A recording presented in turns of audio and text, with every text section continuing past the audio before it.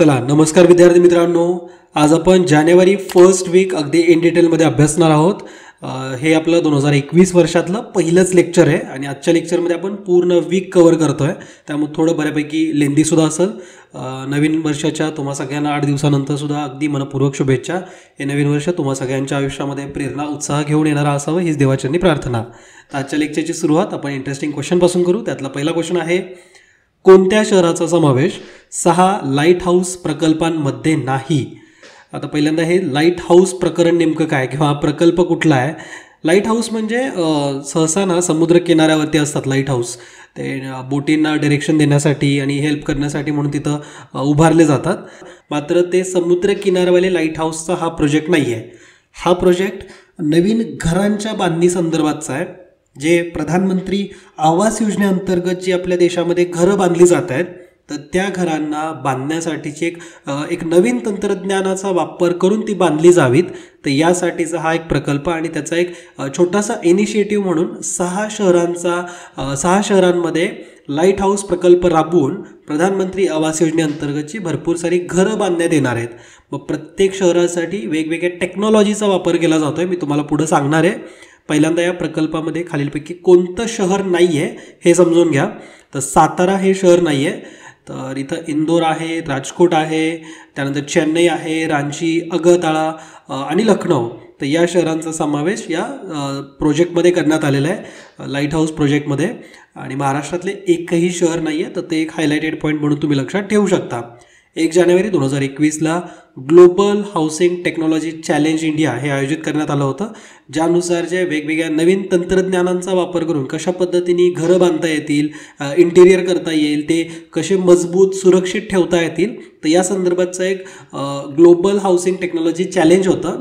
ज्या अंतर्गत वेगवेगळ्या कंपन्यांना किंवा जे आर्किटेक्ट होते, इंटिरियर डिझायनर होते, तर अशांना ह्या प्रोजेक्टमध्ये सहभागी करण्यासाठी म्हणूनचं एक चॅलेंज होतं. आणि ज्यानुसार आता 6 शहरांमध्ये लाईट हाऊस प्रोजेक्ट अंतर्गत घरांचा विकास केला जाणार आहे. ठीक आहे. आपल्या प्रधानमंत्री आवास योजनेला भरपूर वर्ष होऊन गेलेत. तर एक्झाममध्ये त्यावरती क्वेश्चन बनणार नाही आहे. क्वेश्चन त्या योजनेच्या छोटीशी जी योजना आहे, म्हणजे लाईट हाऊस प्रकल्प जो आहे, तर यावरती क्वेश्चन बनेल. आता लाईट हाऊस यालाच LH असं म्हटलं जातं. L फॉर लाईट आणि H फॉर हाऊस. ठीक आहे. तर LHनुसार नवीन संकल्पनांचा वापर करून नवीन साहित्य असेल, वेगवेगळ्या प्रक्रियांचा समावेश केला जाईल, जेणेकरून पोल्युशनसुद्धा कसं कमी करता येईल, प्रदूषणसुद्धा कसं टाळता येईल, तर त्या तंत्रज्ञानाचा वापर करून घरांची निर्मिती केली जाणार आहे. तर यासाठीचा हा एक प्रकल्प. आणि या प्रकल्पाचे काही महत्त्वाचे वैशिष्ट्य म्हणजे नवीन तंत्रज्ञानामुळं प्रकल्पाचं बांधकाम अवघ्या 12 महिन्यांमध्ये सुद्धा पूर्ण होऊ शकतं. जसं आता वेगवेगळ्या प्रकारे घरं बांधता येतात. तुम्ही 3D टेक्नॉलॉजीबद्दल ऐकून असाल, 3D प्रिंटिंग टेक्नॉलॉजी. त्यामध्ये तर फक्त ॲटोमेशनच केलं जातं. पूर्ण ॲटोमेशनच्या माध्यमातून मोठ्या मोठ्या कन्स्ट्रक्शन्स केले जातात.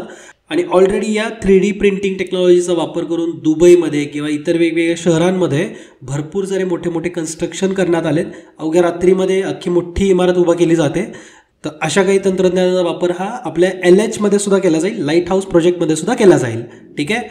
देशामध्ये पहिल्यांदाच इतक्या मोठ्या प्रमाणावरती अशा प्रकल्पावरती काम करण्यात येणार आहे. या घरकुलांमध्ये आवश्यक असलेल्या सगळ्या सुविधा असतील आणि सुमारे 1000 घरांची उभारणी या माध्यमातून केली जाणार आहे. प्रत्येक शहरामध्ये 1000 घरं असतील. यामध्ये पारंपरिक विटा, सिमेंट बांधकाम प्रक्रियेऐवजी नवीन तंत्रज्ञानाचा वापर केला जाणार आहे. आणि ही नवीन घरकुल अधिक टिकाऊ, उच्च दर्जाची आणि आर्थिकदृष्ट्याने कमी खर्चाची असणार आहेत. आपल्या LHPमध्ये म्हणजेच लाईट हाऊस प्रोजेक्टमध्ये वेगवेगळ्या प्रकारच्या तंत्रज्ञानाचा समावेश आहे. जसं की इंदोर शहरामध्ये जी नवीन घरं बांधली जाणार आहेत, तर त्यासाठी प्री फॅब्रिकेटेड सँडविच पॅनलचा वापर केला जाईल. त्या तंत्रज्ञानाचा वापर केला जाणार आहे. तंत्रज्ञान कसं वर्क करतं हा आपल्या परीक्षेचा मुद्दा नाही आहे. आणि जर तो तुम्ही अभ्यासात बसला तर तुमचा वेळ अननेसेसरी त्यात जाईल.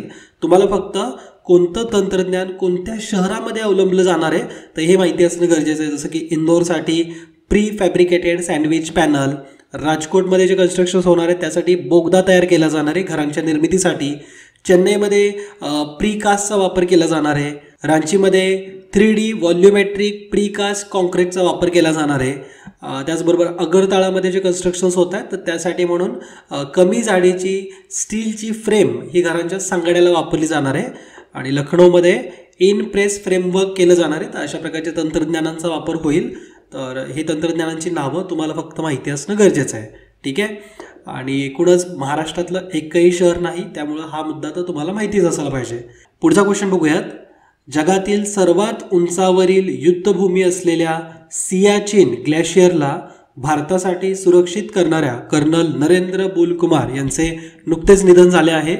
त्यांच्याविषयी योग्य विधान ओळखा.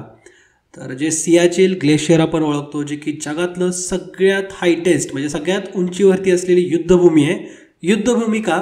कारण तिथं भारत, चीन आणि पाकिस्तानच्या बॉर्डर लागून आहेत आणि तिथं तिन्ही देशांचं सैन्य तैनात आहे. खास करून भारताला थोडं प्लस ॲडव्हान्टेज आहे तिथं, कारण भारत हा थोडा जास्त उंचीवरती आहे बाकीच्या तुलनांमध्ये. म्हणजे बाकीच्या दोन्ही देशांच्या सैन्य बघितलं तर आपण त्यांच्यावरती डायरेक्टली अटॅक करू शकतो, या पोझिशनवरती आहोत.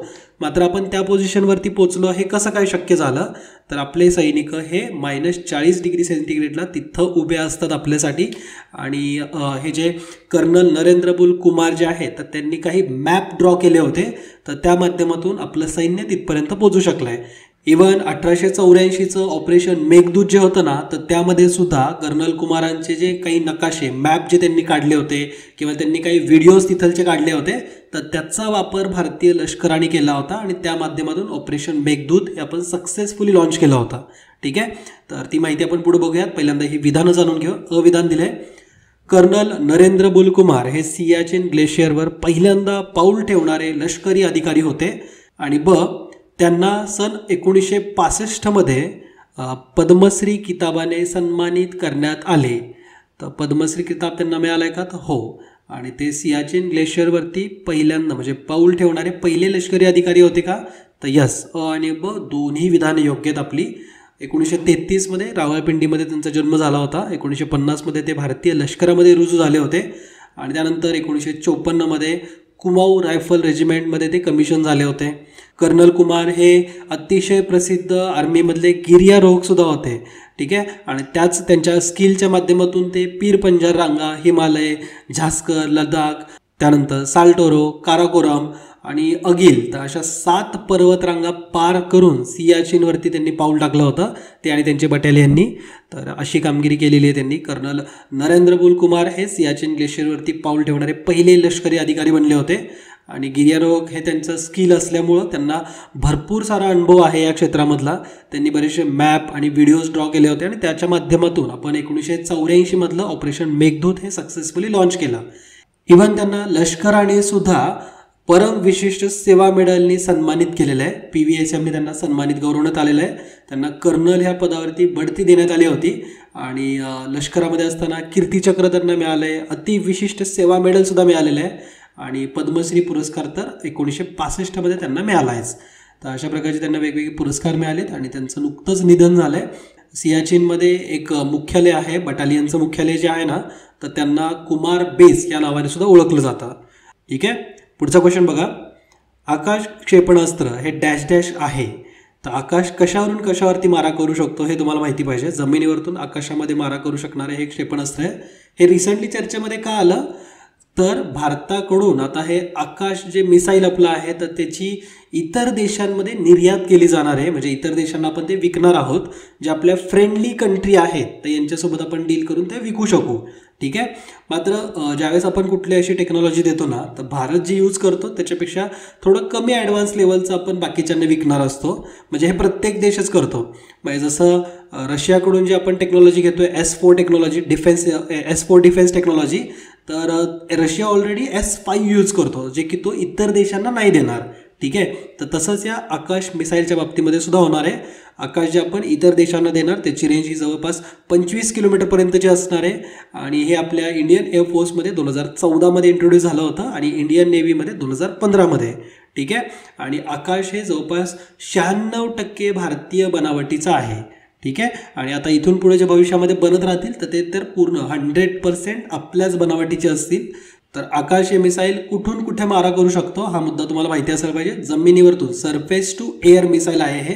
या व्यतिरिक्त भारताकडं भरपूर मिसाईल आहेत. आकाश, अग्नी, त्रिशूळ, पृथ्वी, भरपूर सारे मिसाईल त्यांनी कुठून कुठं मारा करू शकतात हे त्यांच्या नावामध्ये लपलेलं असतं. तर थोडासा विचार केला की तुम्हाला हे लक्षात राहून जाईल. ठीक आहे. पुढचा क्वेश्चन बघा.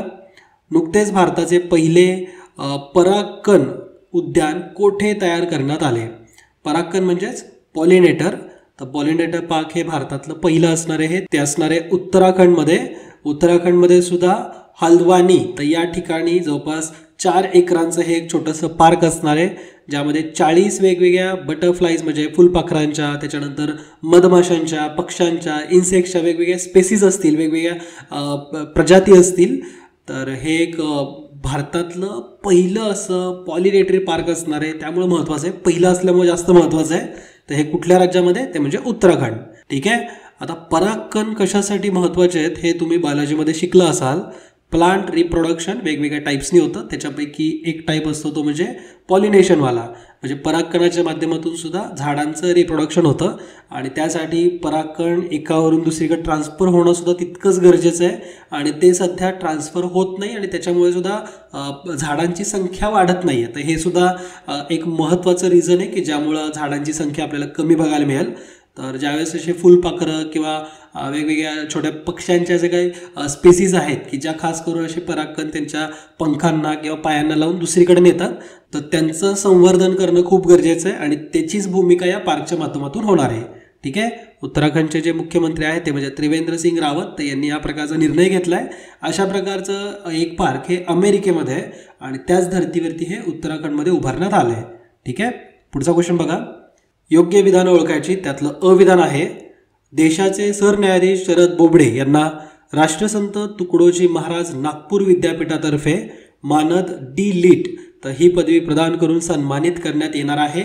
आणि ब, नागपूर विद्यापीठाने याआधी स्वातंत्र्यवीर सावरकर यांना मानद डी.लिट पदवी प्रदान करून सन्मानित केले आहे. तर दोन्ही विधानं करेक्ट आहेत. नागपूर युनिव्हर्सिटी म्हणजे राष्ट्रसंत तुकडोजी महाराज नागपूर विद्यापीठाने मानद डी.लिट पदवी ही आता शरद बोबडेंना जाहीर केलेली आहे, आपले देशाचे सरन्यायाधीश, आणि ते नागपूरचे सुद्धा आहेत. आणि याआधी ही डी.लिट पदवी ही नागपूर विद्यापीठाकडून भरपूर साऱ्या व्यक्तिमत्वांना देण्यात आली, जसं की स्वातंत्र्यवीर सावरकर आहेत, बौद्ध धर्मगुरू दलाई लामा, आपल्या लता मंगेशकर, राम शेवाळकर, तर अशा भरपूर जणांना ही पदवी ऑलरेडी मिळालेली आहे. आणि आता यामध्ये शरद बोबडेंचा सुद्धा समावेश झालेला आहे. ठीक आहे. माझं तुम्हाला अगदी सिंपल क्वेश्चन आहे, शरद बोबडे हे आपल्या देशाचे कितवे सरन्यायाधीश आहेत? ऑलरेडी यांच्यावरती भरपूर सारी इन्फॉर्मेशन मी लेक्चर्समधून घेतलेली आहे. जर तुम्हाला हे कितवे आपल्या देशाचे सरन्यायाधीश माहिती असेल तर नक्की कमेंट करून कळवा. खालीलपैकी कोणाला नाईटहूड पुरस्काराने सन्मानित करण्यात आले? नाईटहूड पुरस्कार हा ब्रिटनमधला सर्वोच्च नागरी सन्मान आहे, जो की यावर्षी लुईस हॅमिल्टनला देण्यात आला. पर्याय क्रमांक 1 या क्वेश्चनचा आन्सर आहे. लुईस हॅमिल्टन कोण आहे? तर तो F1 रेसर आहे. F1 का फॉर्म्युला 1 कार जे असतात तर त्याचा तो ड्रायव्हर आहे आणि तो भरपूर सारे वर्ल्ड चॅम्पियनशिप जिंकलेला आहे. आत्तापर्यंत तो 95 शर्यती जिंकलेला आहे. 7 वेळा तो वर्ल्ड चॅम्पियनसुद्धा बनलेला आहे. आणि इवन नाईटहूड जो पुरस्कार मिळाल्यानंतर नावाच्या आधी सर ही उपाधीसुद्धा मिळते. ठीक आहे. म्हणजे आता सर लुईस हॅमिल्टन असं त्याचं नाव असणार आहे. म्हणजे तो वापरू शकतो किंवा नाही ते ऑप्शनल असतं, मात्र सर ही उपाधी त्याला मिळू शकते. ठीक आहे. आणि हा याआधी बऱ्याचशा F1 कार रेसर्सला मिळालेला आहे. आणि लुईस हॅमिल्टन हा विजेता म्हणजे F1 कार चालवणारा हा 6वा विजेता ठरला आहे. ठीक आहे. याआधी सगळ्यात पहिल्यांदा हा पुरस्कार सर जॅकी स्टीवर्ट यांना देण्यात आला होता. आणि जो लेटेस्ट या लुईस हॅमिल्टनच्या आधी जो मिळाला तो म्हणजे सर जॅक बॉथम याला. ठीक आहे. आणि त्यानंतर आता हा 6वा विजेता ठरला आहे ॲज F1 रेसरमध्ये. ओके. आणि ब्रिटनचा हा सर्वोच्च नागरी पुरस्कार आहे. हा मुद्दा सुद्धा तुम्हाला माहिती असावाच. पुढचा क्वेश्चन बघा. योग्य विधानं ओळखायची. दिलं आहे, जागतिक नेत्यांच्या कार्यकाळातील स्वीकृतीवर नजर ठेवणाऱ्या डाटा फर्म मॉर्निंग कन्सल्टच्या सर्वेक्षणामध्ये नरेंद्र मोदी जगातील सर्वात स्वीकार्य नेते ठरले आहेत. म्हणजे मोस्ट ॲक्सेप्टेड जर आपण एखादं व्यक्तिमत्व बघितलं, पॉलिटिशियन बघितलं, तर मॉर्निंग कन्सल्टनुसार US ची ही एक फर्म आहे की त्यांच्यानुसार नरेंद्र मोदी हे सर्वात स्वीकार्य नेते ठरले असं अविधानात दिलं आहे. आणि ब, नरेंद्र मोदींची एकूण स्वीकृती रेटिंग 75% राहिली. तर 75% नाही राहिलेली, 55% राहिलेली आहे. मात्र त्यांना पसंती म्हणून किंवा त्यांना पाठिंबा 75% लोकांनी दिला होता आणि त्यांचा विरोध हा 20% लोकांनी केला होता. तर 75 वजा 20 म्हणजे अशा टोटल 55% त्यांची स्वीकृतीचा रेट होता. आणि हा दर म्हणजे हा जो काही 55% पर्सेंटेज आहे ते सगळ्यात हायेस्ट असल्यामुळं नरेंद्र मोदी जगातील सर्वात स्वीकार्य नेते ठरले आहेत. ठीक आहे. तर अ विधान आपलं योग्य आहे, ब विधान चुकीचं आहे. इथे जर आपण बाकी नेत्यांचा विचार केला तर त्याच्यामध्ये जे ब्रिटनचे पंतप्रधान आहेत बॉरिस जॉन्सन, तर त्यांची रेटिंग निगेटिव्ह ठरली आहे. आता निगेटिव्ह त्यांची रेटिंग ठरण्याचं कारण हे कोविडसुद्धा असू शकतं. जशा पद्धतीने ब्रिटननी किंवा युकेनी कोविडला रिस्पॉन्स दिला आहे ना, तर ते थोडं लोकांना नाराज करणारं आहे, कारण तिथं खूप मोठ्या प्रमाणावरती पसरला आणि त्यांनी त्याला वेळेमध्ये आवर्त घ्यायला पाहिजे होतं, पण तसं झालं नाही. तर त्याच्यामुळे त्यांची नकारात्मक पसंती राहिलेली आहे, स्वीकृती निगेटिव्ह आहे. त्यांना पाठिंबा देणाऱ्यांपेक्षा त्यांचा विरोध करणारी जनता जास्त ठरली आहे. आणि त्याचबरोबर जर्मनीच्या ज्या लोकप्रिय चान्सलर आहेत अँजेला मर्केल, तर या रेटिंगमध्ये थोड्या पॉझिटिव्हच ठरल्या. त्यांना 24% किंवा 24 असं त्यांचं स्वीकृती रेटिंग ठरलं आहे. ठीक आहे.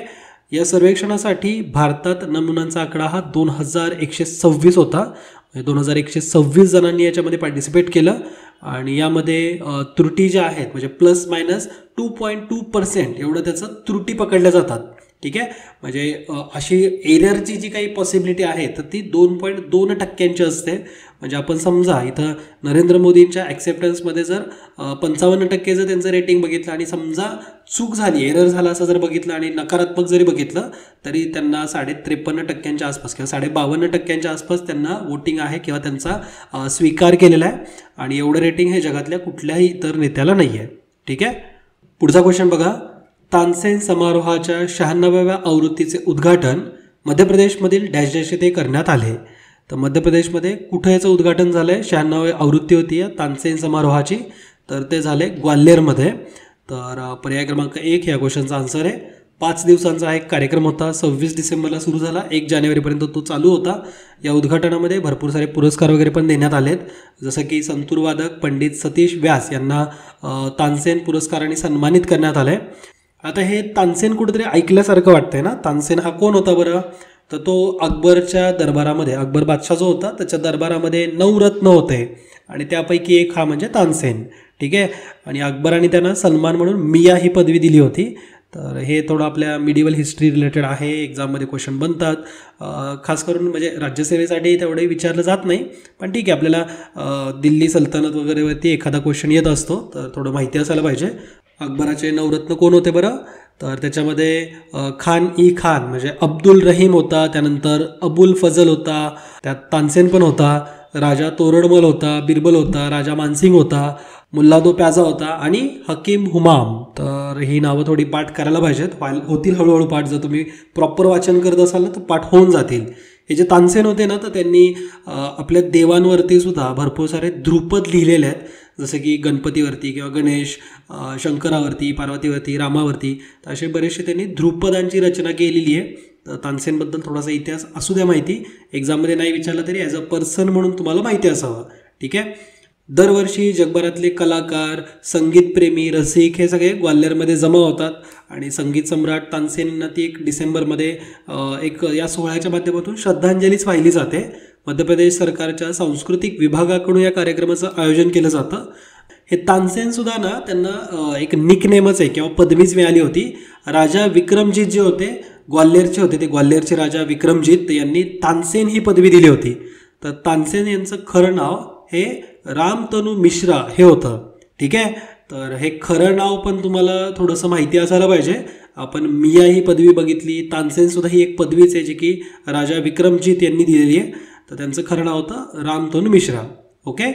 पुढचा क्वेश्चन हा त्या रिलेटेडच विचारला आहे. पंडित सतीश व्यास यांना तानसेन संगीत पुरस्कार प्रदान करण्यात आला. तर हो, करेक्ट आहे. आणि ब विधान, पंडित सतीश व्यास प्रख्यात संतूर वादक आहेत. तर हो, आपण बघितलं होतं ना की ते संतूर वादक आहेत. तर यास दोन्ही विधानं योग्य आहेत. या पुरस्कारामध्ये ना मध्य प्रदेश सरकारकडून 2 लाख रुपये रोख, मानपत्र, शाल, श्रीफळ असं देऊन त्यांचा सन्मान केला जातो. आणि पंडित सतीश व्यास यांच्याबद्दल जर जाणून घेतलं तर ते एक प्रख्यात संतूर वादक आहेत. पंडित शिवकुमार शर्मा यांच्याकडून त्यांनी संतूर वादनाचे धडे घेतलेले आहेत. आणि याशिवाय त्यांचे जे वडील होते तर ते सुद्धा शास्त्रीय संगीत गायक होते. पंडित CR व्यास हे त्यांचं नाव.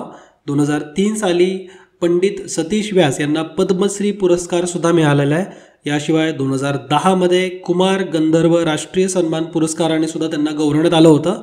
व्यास यांना America, Canada, England, France, Germany तर अशा वेगवेगळ्या देशांकडून प्रतिष्ठित संगीत क्षेत्रामधले पुरस्कार मिळाले. त्यांनी त्यांच्या समारंभामध्ये सहभागसुद्धा घेतलेला आहे. त्यांना अमेरिकन सरकारने नागरिकत्वसुद्धा प्रदान केलेलं आहे. ठीक आहे, म्हणजे त्यांची US सिटिझनशिप आहे, ग्रीन कार्ड होल्डर आहेत. तर ठीक आहे, आपल्या पुढच्या क्वेश्चनकडे येऊ. अविधान आहे, भारतीय रेल्वेने लाईफलाईन एक्सप्रेस नावाची हॉस्पिटल ट्रेन सुरू केली. जगातील ही अशा प्रकारची पहिलीच ट्रेन आहे. दोन्ही विधानं करेक्ट आहेत. ही जी लाईफलाईन एक्सप्रेस आहे ना, तर ती आत्तापर्यंत 1,46,000 रुग्णांवरती शस्त्रक्रियासुद्धा करून बसली आहे. म्हणजे या ट्रेनमध्ये 1,46,000 रुग्णांवरती शस्त्रक्रिया झालेली आहे. या ट्रेनमध्ये 7 वेगवेगळे डबे आहेत आणि त्याच्यामध्ये 2 मोठे मॉडर्न ऑपरेशन थिएटरसुद्धा आहेत आणि 5 ऑपरेटिंग टेबलसारख्यासुद्धा सुविधा करून ठेवलेल्या आहेत, ज्या माध्यमातून कर्करोग म्हणजे कॅन्सर, त्यानंतर मोतीबिंदू तर अशा आजारांवरती उपचार केले जातात. वैशिष्ट्य बघा ना की 1,46,000 रुग्णांवरती शस्त्रक्रिया आत्तापर्यंत या ट्रेनमध्ये झालेली आहे. जगासाठी एक चांगला मेसेज ही ट्रेन देऊ शकते की कोविडसारख्या सिच्युएशनमध्ये ज्यावेळेस हॉस्पिटल्स कमी होत्या किंवा आपल्याला एका ठिकाणून दुसऱ्या ठिकाणी जर समजा असं काही इमर्जन्सीमध्ये जर ऑपरेशन वगैरे करायचं असेल तर अशा प्रकारच्या ट्रेनसुद्धा असू शकतात आणि भारताने ती कामगिरी करून दाखवली आहे. यासाठी भारतीय रेल्वेचे आभार. तर भारतीय रेल्वेने जगातली अशी पहिली हॉस्पिटल ट्रेन बनवून रेकॉर्डच नोंदवलेला आहे. द लाईफलाईन एक्सप्रेस असं याचं नाव आहे. ठीक आहे, पुढचा क्वेश्चन बघा. नॅशनल पोलीस K9 जर्नल हे डॅश डॅश या विषयावरील देशातले पहिले प्रकाशन आहे. तर इंटरेस्टिंग जर्नल आहे. नॅशनल पोलीस K9 जर्नल हे पोलिसांमध्ये पोलीस दलाचे जे श्वान आहेत तर अशांना प्रेरित हे एक नवीन प्रकाशन सुरू केलेलं आहे.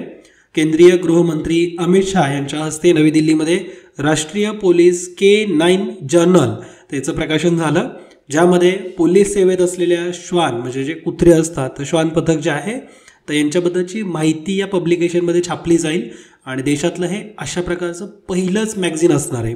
ठीक आहे, केंद्रीय गृहमंत्रालयाच्या पोलीस आधुनिकीकरण विभागाअंतर्गत पोलीस सेवेत K9 श्वान पथकाला चालना देणे आणि या पथकाला मुख्य प्रवाहात आणण्याच्या उद्देशाने हे प्रयत्न केले जात आहेत.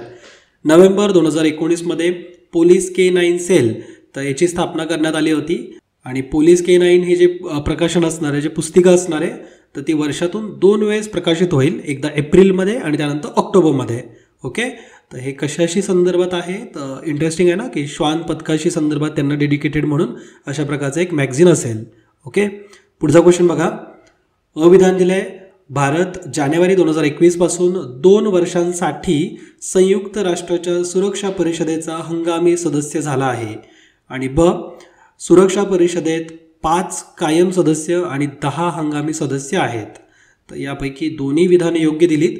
भारत 2021 ते 2022 तर या 2 वर्षांसाठी आता सुरक्षा परिषदेचा हंगामी सदस्य झालेला आहे. ही कामगिरी भारताने 8व्यांदा केलेली. हे काही पहिल्यांदा होत नाही आहे. यापूर्वीसुद्धा 1950मध्ये पहिल्यांदा आपण झालो होतो आणि लास्ट टाईम 2011मध्ये आपण सुरक्षा परिषदेचे हंगामी सदस्यत्व आपल्याला मिळालं होतं. याच्यामध्ये सुद्धा वोटिंग केलं जातं. भारताला हायेस्ट वोट हे मेजॉरिटी वोट हे दरवर्षीच ऑलमोस्ट मिळत राहतात. यावर्षीसुद्धा आपण रेकॉर्ड केला आहे. 192 देशांपैकी 184 देशांचा आपल्याला पाठिंबा मिळाला, आपल्याला मत मिळालं आहे आणि भारताचा विक्रमी विजय मिळवलेला किंवा आपण या युनायटेड नेशन्सच्या सुरक्षा परिषदेसाठी हंगामी सदस्य म्हणून सगळ्यात जास्त मतांनी पुढं आलो आहे.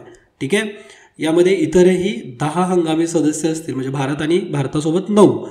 यामध्ये 5 आशियाई देशातून, 2 लॅटिन अमेरिकातून, 2 पश्चिम युरोपमधून आणि 1 पूर्व युरोपमधून सदस्य असतो. बघा, एकही सदस्य हा आफ्रिकेमधून नाही आहे आणि भारताने जो पहिला इश्यू समोर मांडला म्हणजे ज्यावेळेस आपल्याला हे सदस्यत्व मिळालं ना हंगामी सदस्यत्व तर आपण लगेच तो इश्यू मांडला की साऊथ आफ्रिकेचं सुद्धा प्रतिनिधित्व करायला संधी मिळायला पाहिजे. साऊथ आफ्रिकेमधले जे देश आहेत किंवा साऊथ आफ्रिका खंडातून प्रतिनिधी असणं गरजेचं आहे, कारण इथं जे 10 वेगवेगळे सदस्य असतात किंवा इतरही जर तुम्ही बघितले तर साऊथ आफ्रिका खंडाला तितकंसं महत्त्व दिलं जात नाही आणि भारताकडून बरेचसे काही जे विषय मांडण्यात आले, जे मुद्दे मांडण्यात आले त्यामध्ये हा सुद्धा आहे की साऊथ आफ्रिका खंडाला सुद्धा अशा प्रकारचं प्रतिनिधित्व मिळावं.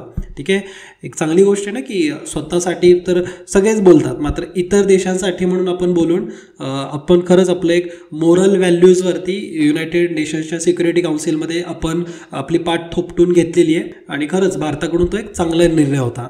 ठीक आहे, ऑगस्ट 2021मध्ये भारत हा या सुरक्षा परिषदेचा अध्यक्षपदावरती असणार आहे. आता अध्यक्षपद कसं काय, तर हे जे सगळे 10 हंगामी सदस्य जे निवडलेत ना, तर प्रत्येकाला एकदा या परिषदेचा अध्यक्ष बनण्याची संधी असते एका महिन्यासाठी.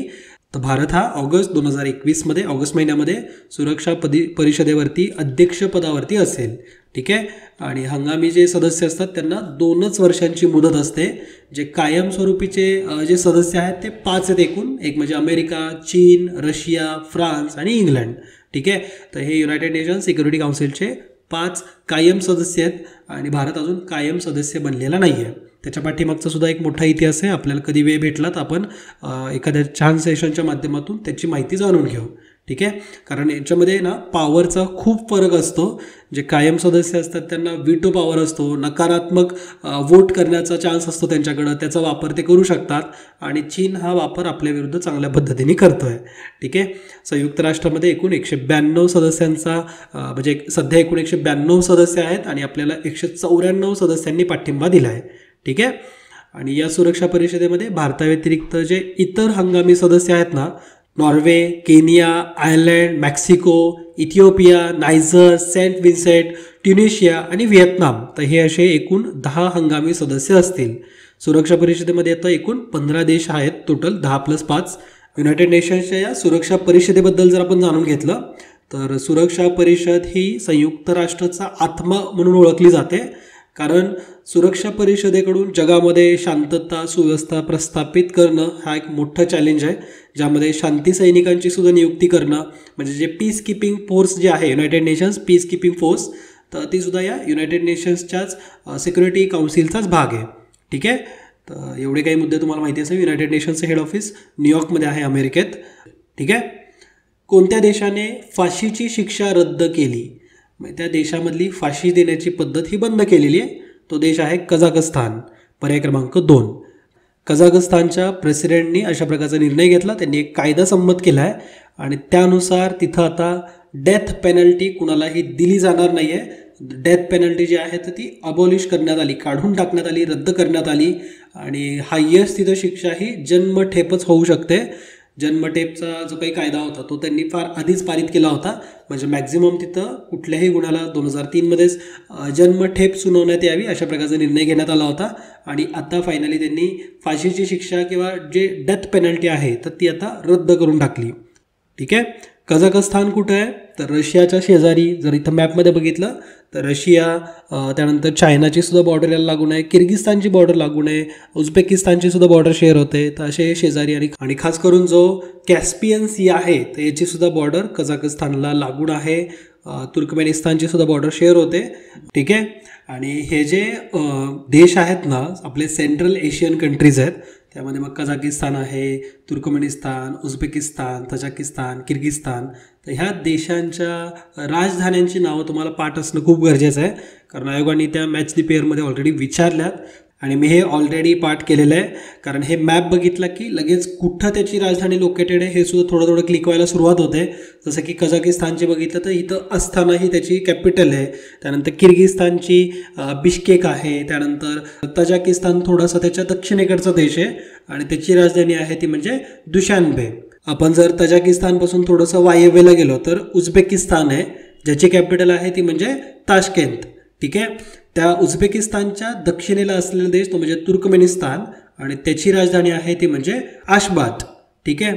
आणि हा जो समुद्र दिसतोय तो कॅस्पियन सी आहे, ज्याच्या बाजूला अझरबैजान हा एक फेमस देश आणि ज्याची राजधानी ती म्हणजे बाकू. ओके.